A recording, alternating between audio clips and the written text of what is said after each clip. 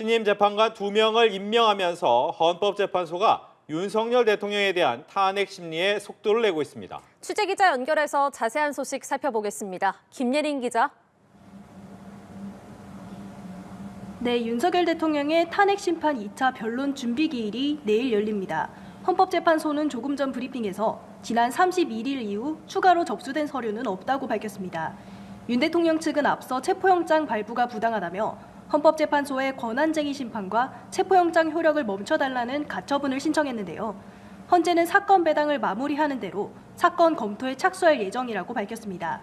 앞서 최상목 대통령 권한대행경 부총리가 마은혁 헌법재판관을 임명하지 않은 것이 위헌이라며 민주사회를 위한 변호사 모임이 헌법 소원을 내기도 했는데요. 헌재는 사건을 지난 31일 전원재판부에 회부하고 신속히 심리하겠다고 밝혔습니다. 내일 2차 변론 준비 기일에는 윤 대통령 측이 탄핵 사유와 쟁점에 대한 입장을 밝히고 국회 측이 신청한 증인 15명을 채택할지 논의할 것으로 보입니다. 국회 측도 추가 증거 자료를 제출할 방침인데요. 윤 대통령이 어제 지지자들에게 대한민국이 위험하다며 끝까지 싸우겠다고 전달한 편지도 헌재에 제출할 것으로 전해졌습니다. 변론 준비 기일이 마무리되면 헌재는 본격적으로 윤 대통령의 탄핵 심판 심리에 나설 전망입니다. 네, 그리고 신임 헌법재판관 2명이 오늘 오전 취임식을 하고 본격적으로 업무를 시작했죠.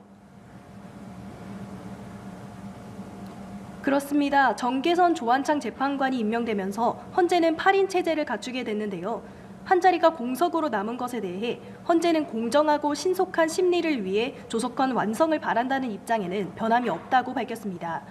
어제부터 임기를 시작한 두 신임 재판관은 윤 대통령 탄핵 심판을 포함한 사건 심리에 본격적으로 투입됩니다.